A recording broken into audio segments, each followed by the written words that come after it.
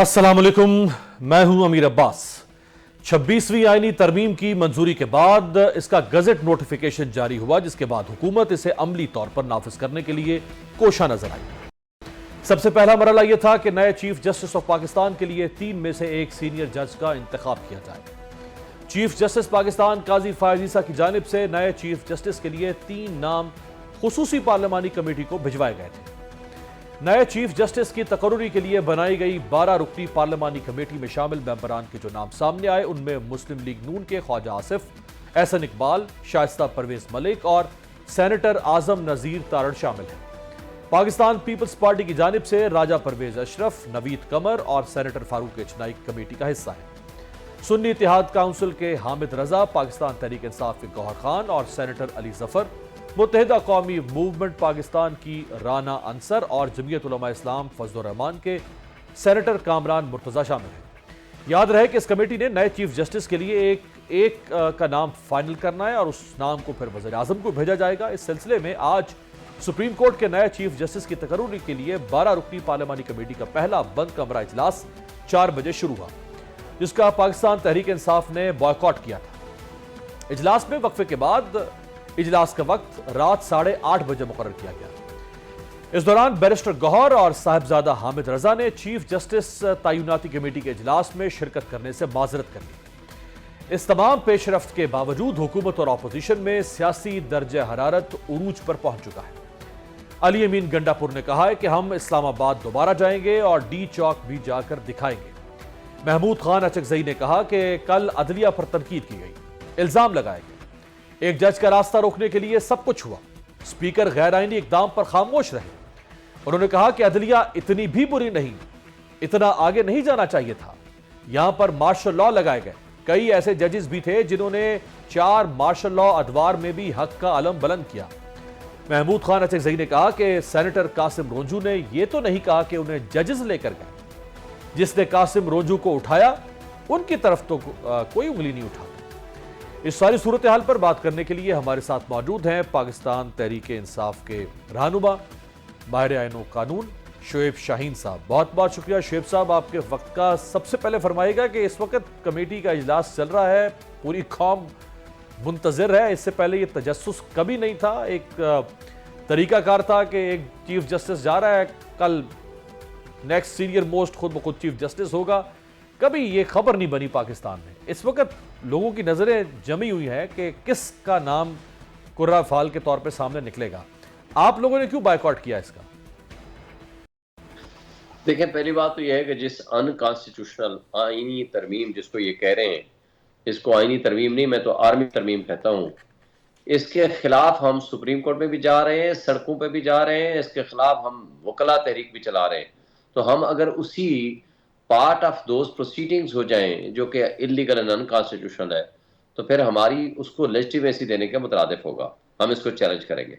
हमारी नज़र में सिर्फ वाहिद एक चीफ जस्टिस बनेगा जो सीनियर मोस्ट जज है, हमारा कोई फेवरेट नहीं। लेकिन हम ये कहते हैं कि जो सीनियरिटी प्रिंसिपल है, ये कोई पहली दफा नहीं आ रहा। 76 साल लगा के हमने इस गंद को साफ किया।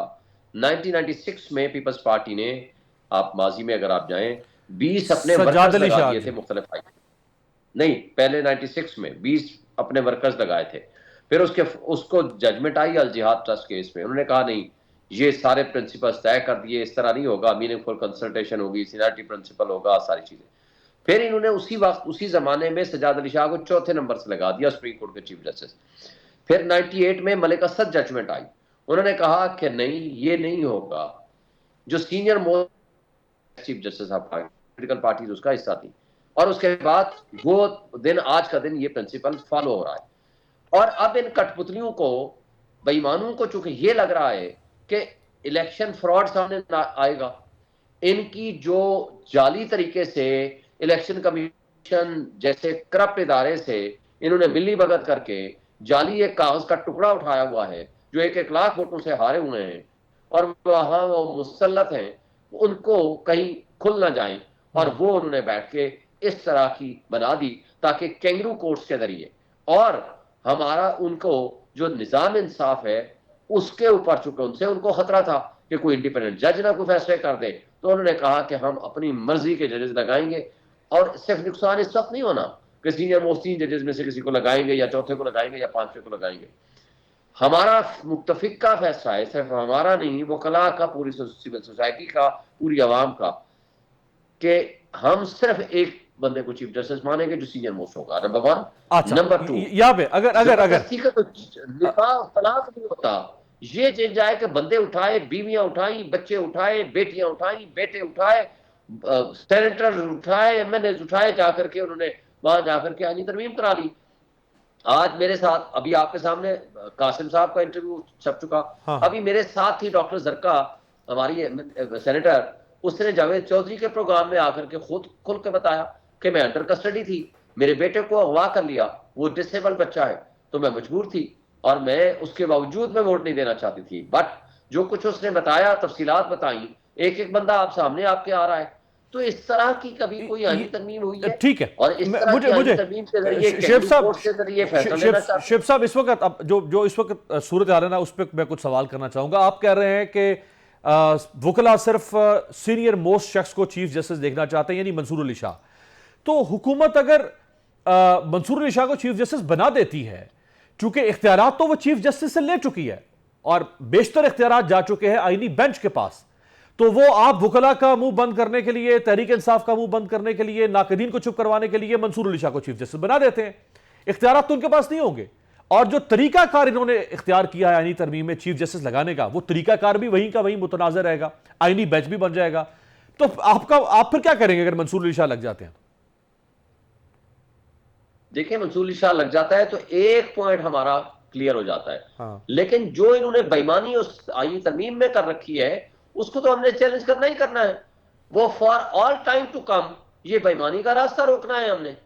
और फिर जो कॉन्स्टिट्यूशनल बेंचेस बनाए हैं और वो अपनी मर्जी के हैंड पैक जजेस होंगे, फिर जो जुडिशियल कमीशन ने अपने बंदे भर दिए हैं और वहां जो अपनी मनपसंद के उन लोगों को लेकर आएंगे, हैंड पैक जजेस बनाएंगे। ये तो देखिए, ये सिर्फ तहरीक इंसाफ का नहीं, ये पूरे पाकिस्तान की आवाम के लिए एक बहुत बड़ा इम्तिहान है कि आप एक सरकार के खिलाफ या फेडरल गवर्नमेंट के खिलाफ रिट होती है या आर्टिकल 184(3) की पिटीशन होती है या जो आप कोर्टों में जाते हैं, वही लोग बैठे होंगे सरकारी जज, उन सरकारी जज से आपने फैसला लेना है, तो कौन फैसला इंडिपेंडेंटली करेगा? तो इसी पे मुस्तकबिल में ये बिल्कुल ठीक है, दौड़ लग जाएगी। तो किसी तरीके से हमने अगर गवर्नमेंट के खिलाफ फैसला लिया तो हमें चीफ जस्टिस नहीं बनने देंगे, बिल्कुल ठीक है, आईनी बेंच से निकाल देंगे। ये एतराज भी आपका ये एतराज भी रैशनल है कि वो जो चीफ जस्टिस के दरमियान दौड़ शुरू हो जाएगी 3 सीनियर मोस्ट के दरमियान कि हम में से हुकूमत को खुश करें, ये इस पे तनकीद हो रही है। लेकिन आपने खुद ही ये कहा कि वो जो आईनी बेंच होगा वो तो हुकूमत का बनाया हुआ बेंच होगा और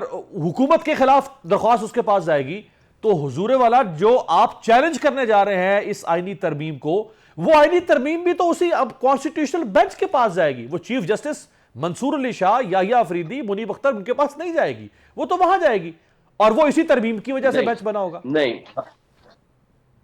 नहीं, हम ये मुतालबा करेंगे चूंकि वो आईनी बेंच प्रोडक्ट है इस गैर आईनी तरमीम का, तो लिहाजा वो तो अपने खिलाफ कैसे फैसला करेंगे जो पैदावार है उस गैर आईनी तरमीम की।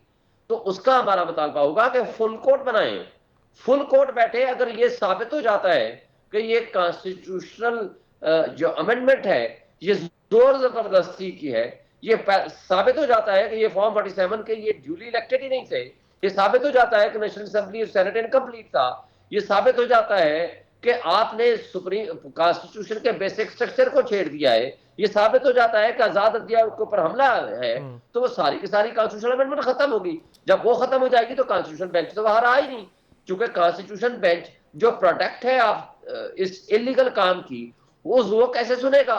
वो तो बेनिफिशियरी है उसी गैर आईनी काम का।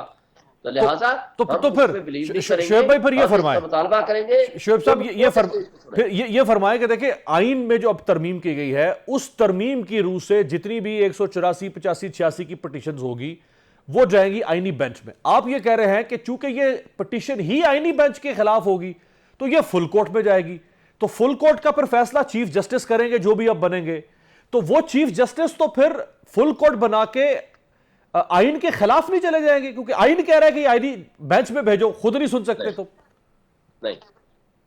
नहीं, ऐसी बात नहीं है। उसमें वो तमाम जजेस बैठेंगे, वो सुप्रीम कोर्ट ऑलरेडी डिटरमिन कर चुकी है कि कोई भी ऐसा इंस्ट्रूमेंट जो सुप्रीम कोर्ट की या हाई कोर्ट की पावर्स को कर्टेल करे तो उसकी कोई कानूनी हैसियत नहीं है।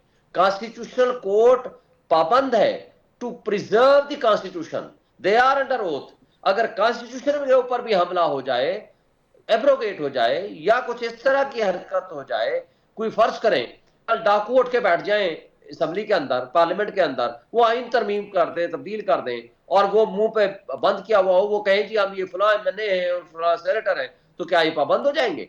ऐसा नहीं होगा। वो पाबंद है आइन को इन इट्स ट्रू पर्सपेक्टिव उसको प्रिजर्व करने के। आप आइन के बेसिक स्ट्रक्चर को नहीं छेड़ सकते। आइन का बेसिक स्ट्रक्चर यह है कि अदलिया आजाद होगी। आप अदलिया के ऊपर आप हमलावर हो जाएं, आपने कॉन्स्टिट्यूशन में लिखा हुआ है कि एग्जीक्यूटिव और जुडिशरी अलग अलग होगी, और आइन को आप मसख कर दें, अदलिया आजाद ना रहे, अपनी मनपसंद जजेस उठा कर लेकर आ जाएं, तो वो फिर सुप्रीम कोर्ट इस तरह नहीं बैठी रहेगी।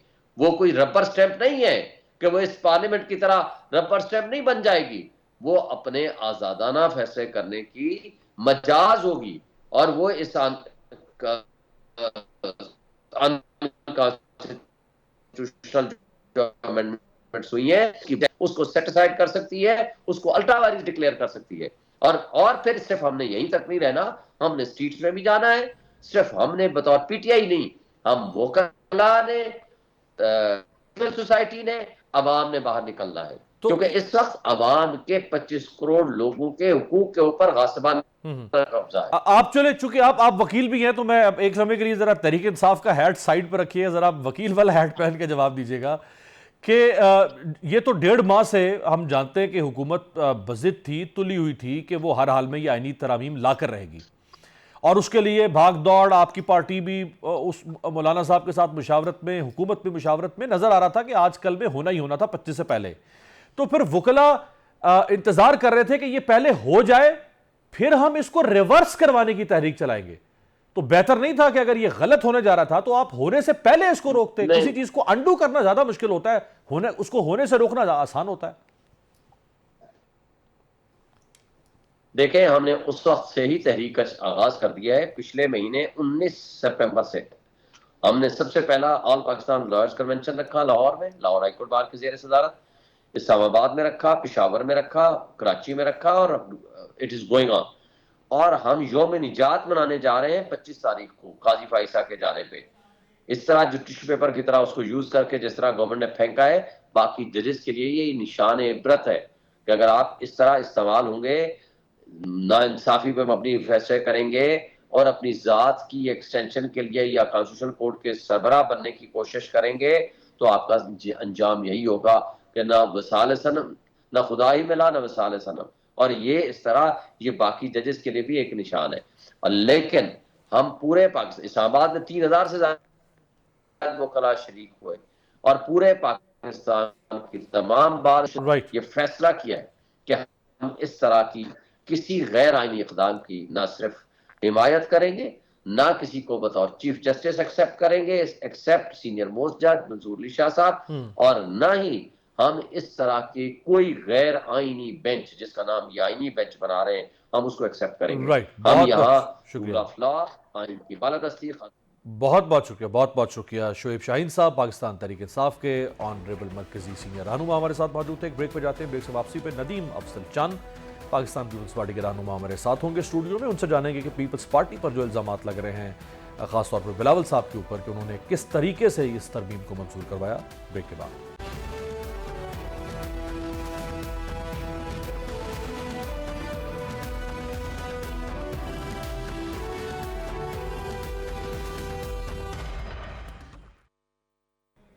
ब्रेक के बाद खुशामदेद। पाकिस्तान में 26वीं आईनी तरमीम के बाद हुकूमत पर अब आलमी सतह पर भी तनकीद शुरू हो गई है। मशहूर बरतानवी जरीदे द गार्डियन ने इस हवाले से लिखा है कि पाकिस्तान की हुकूमत ने आइन में एक मुतनाज़ तरमीम मंजूर की है, जिसके जरिए अदलिया की ताकत और आज़ादी को कमज़ोर करने का इल्ज़ाम लगाया गया है। इस तरमीम से मुल्क की जमहूरियत मजीद बुहरान का शिकार हो गई है। द गार्डियन लिखता है कि 26वीं आईनी तरमीम को एक खुफिया रात गए पार्लिमानी इजलास में मंजूर किया गया, और यह सारा अमल खुफिया और अरकान पार्लियामेंट को अगवा करने और उन्हें बिल के हक में वोट देने पर मजबूर करने के लिए धमकाने के इल्जामात की जद में हुआ था। और हुक्मरान मखलूत हुकूमत ने इस तरमीम के लिए भरपूर लॉबिंग की थी, जिससे सीनियर अदालती जो अपॉइंटमेंट्स हैं अब उनमें तब्दीली आएगी। दूसरी जानिब सीनियर सियासतदान सरदार अख्तर मेंगल, जिनके सेनेटर्स को तरमीम मंजूर कराने के लिए इस्तेमाल किया गया, उन्होंने बिलावल भुट्टो साहब पे और नवाज शरीफ साहब पर तनकीद की है। क्या कहा आइए देखिए। हमारे साथ मौजूद है पाकिस्तान पीपल्स पार्टी के सीनियर मरकजी रहनुमा, साबिक चेयरमैन पब्लिक अकाउंट्स कमेटी, साबिक मुआविन खुसूसी वज़ीर आज़म नदीम अफजल चंद साहब। बहुत शुक्रिया चंद साहब। अख्तर मेंगल साहब कैसे सियासतदान हैं? अच्छे आदमी हैं जी, मैं तो उनकी इज्जत करता हूँ। मैं तो नेशनल पार्टी सारियों की सच्ची बात इज्जत करता हूँ। बड़े मुश्किल हालात में ये लोग सियासत करते हैं, इनकी इज्जत करनी चाहिए। आपको अगर याद हो कि परवेज़ मुशर्रफ ने जब इन्हें दहशतगर्दी के मुकदमे में गिरफ्तार किया था और 2008 में जब आपकी हुकूमत आई थी तो बीबी ने वादा किया था कि वो तमाम सियासी कैदियों को रिहा करेंगी। उस वादे के तहत आपकी हुकूमत ने अख्तर मेंगल को रिहा किया था। लेकिन जी अख्तर बेंगल साहब को रिहा किया, फिर आगाज़ को बलूचिस्तान के ऊपर अख्तर बेंगल साहब को और बाकियों को भी, मालिक बजिंजो साहब अल्लाह जनसीब करे, सबको ऑन बोर्ड लिया। हमेशा पीपल्स पार्टी ने तो बलूचिस्तान के हवाले से हमेशा बड़ा आप कह सकते हैं फ्रंट फुट पे आके बलूचिस्तान के इशू को टैकल करने की कोशिश किया, उनकी जो महरूमी है उसको दूर करने की कोशिश की हमेशा। और ये नई महरूमी के दे दिया आपने। देखें जी, ये तो फिर हुकूमत जाने और इसके ऊपर मैं क्या कमेंट्स कर सकता हूँ। मैं तो इस ये मुझे पता है कि आपके लिए मुश्किल होता है। नहीं मुश्किल नहीं ऐसे है। मामला को देखें ना जी, डिफेंड अगर करना। किसी ने वोट नहीं दिया या कोई उनका जो कैंडिडेट्स हैं वो इल्ज़ाम लगा रहे हैं तो यकीनन उस पर तहकीक होनी चाहिए जी, क्यों नहीं होनी चाहिए। आपको पता है कि इनके जो सेनेटर दो सेनेटर्स ने दिया ना, इन्होंने सेनेटर तो मैं खला के इस्तीफा दे दिया इन्हीं के कहने पे। तो चंद साहब, अगर उन्होंने रजामंदी से दिया था तो उनको क्या जरूरत थी ये करने की? इसका मतलब है कि वो अपने लीडर को भी अब नाराज नहीं कर सकते और पहले जिन्होंने कहा था उनको भी नाराज नहीं किया। देखिए जी, मैं समझता हूँ ये तो अब अख्तर मेंगल साहब बेहतर समझते हैं कि उन्होंने डिसिप्लिनरी एक्शन लिया है, उनके पास क्या सबूत है, उनको सबूत देने चाहिए जो भी इल्ज़ाम आते हैं। और वो सेनेटर साहब बेहतर बता सकते हैं जिन्होंने वोट दिया है। अब मैं उसके ऊपर क्या कमेंट, बेचारे क्या बताएंगे, वो तो व्हील चेयर पे आए थे उस दिन। नहीं, व्हील चेयर पे आए थे तो फिर सियासत जब आपने करनी होती है तो आपको तगड़ा होना चाहिए या आपको छोड़ देनी चाहिए। लोग छोड़ते भी हैं, आजकल के हालात में देख रहे हैं लोग सियासत छोड़ भी रहे हैं। तो जिसके नर्व्स का इम्तिहान होता है, जिसकी जो नहीं को बर्दाश्त कर सकता, वो छोड़ रहे हैं लोग सियासत। आपको याद है 1988 की बेनज़ीर साहबा की हुकूमत में तहरीक अदम एतमाद आई। आप ही के डिवीज़न गुजरांवाला डिवीज़न से मलिक खुर्शीद साहब थे या शेख खुर्शीद साहब थे जो आपके एमएनए थे और उनको नून लीग ने मुनहरिफ करवाया और उनको अगवा किया गया और चौधरी शुजात हुसैन उनको लेकर आए। पाकिस्तान की हिस्ट्री में बड़े बड़े पंजाब असम्बली में फॉरवर्ड ब्लॉक भी बने हैं। मंजूर मौल साहब का एक फॉरवर्ड ब्लॉक बना था 88 में, 90 में भी लोगों ने छोड़ा पार्टियों को, 97 में भी लोगों ने छोड़ा। फिर जब मियां मंजूर भट्टू साहब चीफ मिनिस्टर बने, गुलाम हैदर वाइन चीफ मिनिस्टर थे, तो उनके खिलाफ अदम एतमाद हुई में तो पूरी पार्लिमानी पार्टी ने बगावत कर दी मेजॉरिटी। सिर्फ 20-25 बंदे बचे थे, बाकी मेजॉरिटी। वो तो फिर डिफेक्शन भी नहीं हो सकती ना, आप जब मेजॉरिटी जब फॉरवर्ड ब्लॉक बन जाए तो नहीं, वो मेजॉरिटी ने गुलाम हैदर वाइन साहब के और मियां साहब के खिलाफ बगावत कर दी थी। फिर इसी तरह काफ लीग बनी, फिर इसी तरह पैट्रियाट बने। ये पाकिस्तान की हिस्ट्री में ये भयानक चीज़ें हैं तो सही ना, इसमें कौन इनकार कर सकता है। वो आपने अब चूंकि उसका जिक्र किया तो मुशर्रफ साहब ने, जब बीबी बाहर थी, नवाज शरीफ साहब भी बाहर थे, तो मुशर्रफ साहब ने इलेक्शन एक्ट में तब्दीली करके पाबंदी लगा दी थी कि जिस पार्टी का लीडर बाहर है वो पार्टी इलेक्शन नहीं लड़ सकती। तब फिर जाके आप पार्लियामेंटेरियन बनानी पड़ी और उनको मखदूम जावेद हाशमी को रातों रात सदर बनाना पड़ा। ये सारे तजुर्बे जब दोनों जमातों ने झीले हैं तो आज 25 साल के बाद हम खड़े होकर उससे भी भयानक तजुर्बा कर रहे हैं। ये बड़ा डिबेटेबल क्वेश्चन है, इसमें बड़ा मज़ेदार सवाल है आपका, और सच्ची बात है हमें सीखना चाहिए चीज़ों से। मैं तो एज एक पॉलिटिकल वर्कर होने की हैसियत से मैं समझता हूँ कि चीज़ों को सीखना चाहिए, लेकिन अनफॉर्चुनेटली बदकिस्मती है हमारी। हम बहुत सारी ऐसी चीज़ें हैं जो रियासत हमारी सूरत हाल ऐसी है, रियासती सूरत हाल, कई चीज़ें हैं जो क़यादत हमसे भी शेयर नहीं कर सकती, कहीं हम पूछ भी नहीं सकते, तो कई ऐसी चीज़ें भी हैं बाला ऊपर नहीं सर, बड़े अजीब से हालात हैं। इस पर क्या तबसरा करें, सब जानते हैं। अब गली का हर बंदा जानता है, रेडी वाला भी जानता है। अब इस पे तबसरे की कोई और हंसने वाली बात भी नहीं है। सच्ची बात है, मुझे तो हंसी नहीं आती इस बात में। सही बात है। आप हिम्मत वाले हैं, आप हंस रहे हैं, मुझे नहीं हंसी आती, मुझे मेरी और फीलिंग्स है। मैं समझता हूँ आपकी फीलिंग, मैं समझता हूँ आपकी। और देखिए, पावर पॉलिटिक्स तो जीत गई। पावर पॉलिटिक्स यही है ना कि आपने समहाउ पॉलिटिक्स को, पॉलिटिक्स देखिए हर दौर में जीतती रही है। शहीद बीबी जब आई थी तो आपको पता है 2.5 साल बाद उनकी हुकूमत गिरा दी गई। हाँ जी, दोनों दफा ऐसा हुआ। 88 में बीबी के पास पंजाब में मेजॉरिटी थी, उसका चीफ मिनिस्टर नहीं बनने दिया गया था, मियां साहब को बना दिया गया था। फिर इसी तरह काफ लीग बनी, काफ नून लीग को तोड़ के सारी काफ लीग बनाई गई, फिर काफ लीग को आपके टूटे सिकंदर इकबाल, शेर पाओ, नरेश शकूर, फैसल सारे यार, फिर इमरान खान साहब को तोड़ के, लोगों को तोड़ के पीटीआई बना दी गई। तो ये फैज आम हर दौर में ही रहा है।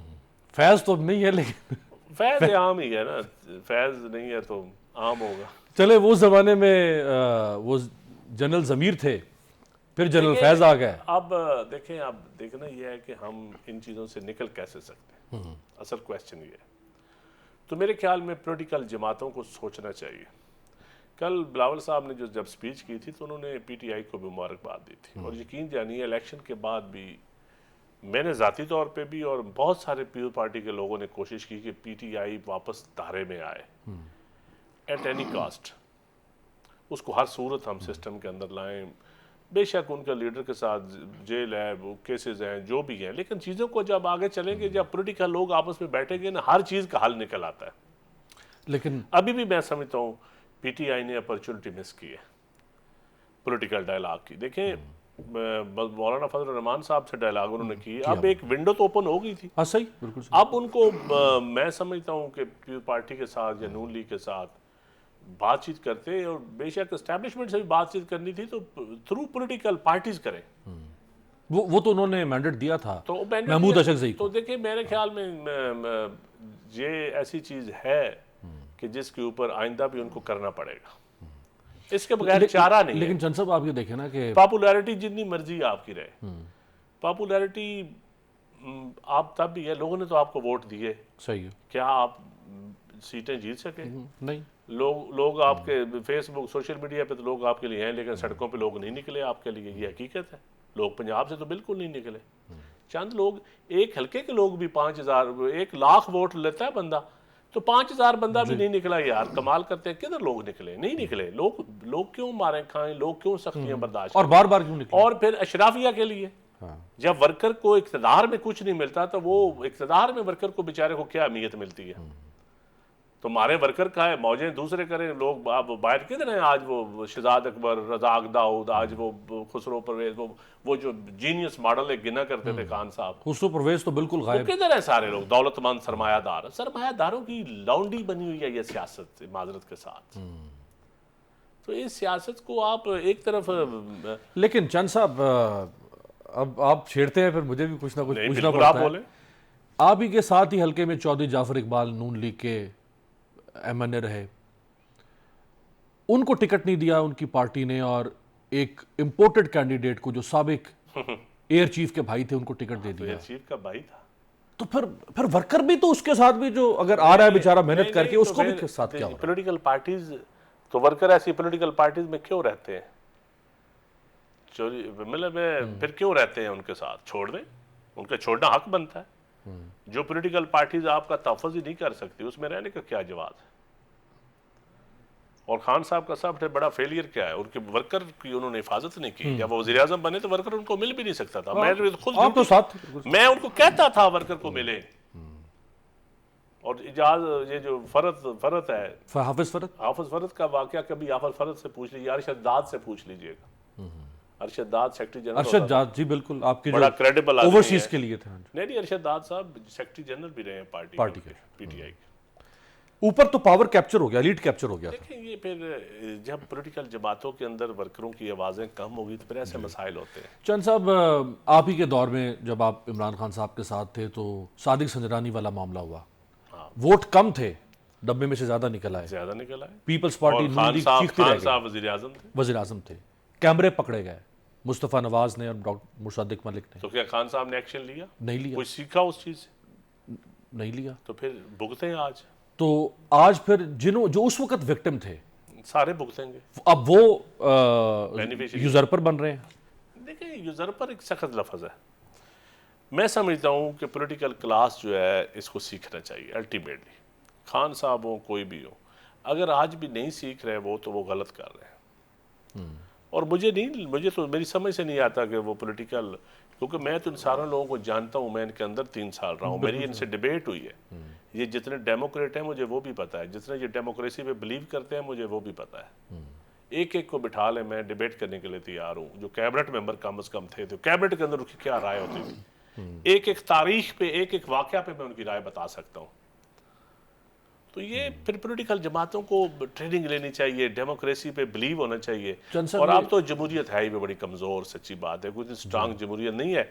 इन हालात में भी देखें कितना रजिस्ट किया होगा बिलावल ने, आपको अंदाज़ा नहीं है। मुझे थोड़ी बहुत बातों का पता चला है, सामने तो कुछ और लोग थे जी, सही, लेकिन अंदर की कहानी का। लेकिन ये जो ताना जैसे अख्तर मिंगल साहब ने दिया, महमूद खान चकजई दे रहे हैं, बाकी लोग दे रहे हैं, ये ताना तो जुड़ गया ना बिलावल साहब ओरिजिनल ड्राफ्ट जो आया था ना, ओरिजिनल ड्राफ्ट वो जो 15 सितंबर की रात को जो आया था। वो आ जाता ना, तो फिर अख्तर मिंगल साहब और ये ताने ना देते। इनको शुक्रिया अदा करना चाहिए बिलावल का और मौलाना फजलुर रहमान का, मौलाना साहब का, दोनों का शुक्रिया अदा करना चाहिए। ये हकीकत है। पीटीआई को भी शुक्रिया अदा करना चाहिए। उन्होंने तो खैर किया, मौलाना का शुक्रिया तो नहीं, मौलाना का किया, उनमें हिम्मत होनी चाहिए थी उनका। बिलावल का, पीपल्स पार्टी का भी, आसफ अली जरदारी का भी शुक्रिया अदा करना चाहिए था। ये जब बिलावल साहब ने हैदराबाद खड़े होकर मैं कहा तारीख जब लिखी जाएगी ना, जब चीजें खुल के सामने आ जाती हैं, जी जी 2-4 साल के बाद एक वाकया, एक Declassify सब क्या हो जाता हुआ, सब चीजें आ जाएंगी। तो फिर मौरख लिखेगा कि आसफ अली जरदारी और बिलावल ने क्या किया। आज हम बात कर रहे हैं ना फैज हमीद की भी, इस सादिक सजरानी की बात हो रही है, तो ये भी 3 साल के बाद हो जाएगी बात के। जब आप 60-60 करोड़ में सेनेट का टिकट बेचेंगे, हाँ, तो फिर इस तरह ही लोग आएंगे ना। क्या चंद साहब आखिर में ये फरमाएगा कि बिलावल साहब 35-36 साल उनकी एज है इस वक्त, और जो सेकंड सीनियर लीडरशिप अगर हो सकती है एज ग्रुप के हिसाब से, तो उसमें इस वक्त बिलावल के अलावा और कोई नहीं है पॉलिटिकल लैंडस्केप में। बाकी सारे जो इनके एल्डर्स हैं, इमरान खान से लेके इनके वालिद से लेके सारे 70 के पेटे में। बिलावल साहब आज वज़ीर आज़म नहीं बनेंगे तो 5 साल नहीं तो 10 साल के बाद इन्होंने ही बनना था। नहीं तो आप वो क्या वज़ारत उज़्मा के लिए कोई जंग कर रहे हैं? ये इंप्रेशन तो ये सब आ दे रहे नहीं हैं। है इसमें क्यों कौन, कॉम्प्रोमाइज क्या वज़ारत उज़्मा? यही तो तारीख बताया कि कंप्रोमाइज क्या किया है, कंप्रोमाइज किया है या रजिस्ट किया है। रजिस्ट करके थोड़ी गलती या थोड़े गुनाह को कबूल किया है। देखिए इस लूली लंगड़ी जमहूरियत में अमीर बास एक चीज हकीकत है कि जमहूरियत लूली लंगड़ी है, कोई आइडियल जमहूरियत नहीं है। ना कोई इदारे, ना कोई जुडिशरी, ना कोई निज़ाम अदल आइडियल है। पीपल्स पार्टी का तो मैनिफेस्टो था, पीपल्स पार्टी विक्टिम रही है जुडिशरी की। पीपल्स पार्टी ने हर एक ही जमात है जो बेनिफिशियरी कभी भी नहीं जुडिशरी की रही। बाकी नून लीग हो, पीटीआई हो, सारी जमा काफ लीग हो, ये सब बेनिफिशियरी रहे हैं जुडिशरी के। किसी ने किसी को इफ्तिखार चौधरी कर रहा है, कोई साकिब निसार कर रहा है, कोई मुनीर कर रहा है, कोई नसीब हसन शाह कर रहा है, कोई जस्टिस कयूम कर रहा है, ये सब बेनिफिशियरी रहे। पीपल्स पार्टी कभी जुडिशरी की बेनिफिशियरी नहीं रही, विक्टिम रही है। और विक्टिम होने के बावजूद कभी इदारों के ऊपर, जुडिशरी के ऊपर हमला नहीं किया, कभी ना हमला किया है जाके, ना शलवारें या धरना था 2014 वो भी नहीं, उसके दीवार पे कभी नहीं लटकाई। इज्जत की है, एहतराम की है। डिस्क्वालीफाई भी आपने गिलानी साहब को किया है तो इज्जत एहतराम के साथ बर्दाश्त किया। अब जाके अपने में उसका हल उन्होंने हमेशा रिफॉर्म्स कॉन्स्टिट्यूशन के जरिए ढूंढने की कोशिश की है कि कोई वज़ीर आज़म, अब कोई वज़ीर आज़म है तो इमरान खान भी आ सकता है वज़ीर आज़म। हाँ ठीक है। आज इमरान खान को अगर मान लिया कि इमरान खान को इंसाफ नहीं मिल रहा तो अदलिया नहीं इंसाफ दे रही ना, नहीं दे रही, ठीक है। तो फिर उस अदलिया को आम आदमी जो 60,000 केसेस हैं, जो सिविल जज से लेके हाई कोर्ट तक लाखों में केसेस हैं, 22 लाख लोगों को इंसाफ ना मिल, मेरे अपने हल्के में लोगों को इंसाफ ना मिलने की वजह से अदलिया के लोग कत्ल हो गए हैं, 5-5, 6-6 कत्ल हो गए। उनको एक जुर्म होता है तो उस पर कोई दाद रसी नहीं होती, 6 कत्ल हो जाते हैं, तो वो जाती इंतकाम पे चले जाते हैं। तो ये सोसाइटी में बिगाड़, इस पे जुडिशरी को आप अल्टीमेटली निज़ाम अदल को रिफॉर्म्स करना पड़ेगा। और निज़ाम अदल ही बेहतरीन जमहूरियत की अलामत बनेगा, ये भी मैं आपको बता दूं। जहां आपने फरमाया कि ये आज जो कुछ हुआ है ये चंद साल के बाद सामने आएगा, वहां ये भी अगले 2-3 माह में सामने आ जाएगा कि ये जो तरामीन आपने और बाकी इत्तेहादी जमातों ने की हैं वो बेहतरी की तरफ लेके जा रही हैं इस निज़ाम को, या उनसे कोई और फायदा लिया जा रहा है? पार्लियामान के पॉइंट ऑफ व्यू से बेहतरी की तरफ जा रही है। पार्लियामान के खिलाफ हमेशा गठजोड़ होता था ताकतवर इदारों का, जुडिशरी उसका मेंबर होती थी। इस दफ़ा जुडिशरी के साथ दूसरे इदारे नहीं खड़े, वो पार्लियामान के साथ खड़े, और पार्लियामान के साथ ही एज पर कॉन्स्टिट्यूशन उनको खड़े होना चाहिए। हमारी यही डिमांड है कि इदारों को पार्लियामान के साथ खड़े होना चाहिए, पार्लियामान के ताबे होना चाहिए, पार्लियामान को फैसिलिटेट करना चाहिए, और सियासतदानों की भी जिम्मेदारी है कि वो रोल मॉडल बने। हाँ, सियासतदानों की भी जिम्मेदारी है कि हमारे ऊपर करप्शन के इल्ज़ाम ना लगें, लोग हमें ऐसे चीज़ ना लेके ये बादशाहत है या ये सिर्फ कोई, लोगों को डिलीवर भी हम करें। लोगों को इज्जत लोग हमारी तब भी करेंगे जब हम डिलीवर करेंगे। डिलीवर पे आखिर में बता दें, मरियम नवाज आपकी चीफ मिनिस्टर, आपसे मुराद ये कि वैसे भी आपकी हैं चूँकि आप इत्तेहादी हैं, और वैसे भी आपकी हैं चूँकि आपके सूबे की हैं, तो उनकी परफॉर्मेंस पे आप नहीं, हम देखें परफॉर्मेंस की मेहनत कर रही हैं वो, लेकिन बहुत मेहनत की ज़रूरत है, और उनको भी पॉलिटिकल मशवरों की ज़रूरत है। वो ब्यूरोक्रेसी पे ज़्यादा बिलीव करते हैं। नून लीग का जो एक तरीका है, गवर्नेंस का एक स्टाइल है कि वो ब्यूरोक्रेसी के ज़रिए हुकूमत करते हैं, फिर कहते हैं लोग हमारी मुलाकातें करने नहीं आते। लोग शरीके इक़्तिदार होते हैं तो वो जेलों में कोड़े खाते हैं, वो फांसियाँ झूलते हैं। सही बात। जो पार्टी का वर्कर शरीके इक़्तिदार होता था ना, इसलिए वो बेचारा आज तक हमारे खा रहा है। जी बिल्कुल, ये बात तो आपने सही की है कि जब लोग इक़्तिदार में आते हैं पाकिस्तान में, सियासी जमातों के सरबरा, तो फिर वो अपने वर्कर से अपना ताल्लुक़ ख़त्म कर लेते हैं, जिसका जिक्र चंद साहब कर रहे थे। बहुत बहुत शुक्रिया नजीम हुसैन चंद साहब का। आज तक के लिए इतना ही। आपसे मुलाकात होगी कल। देखते रहिएगा जमहूरियत।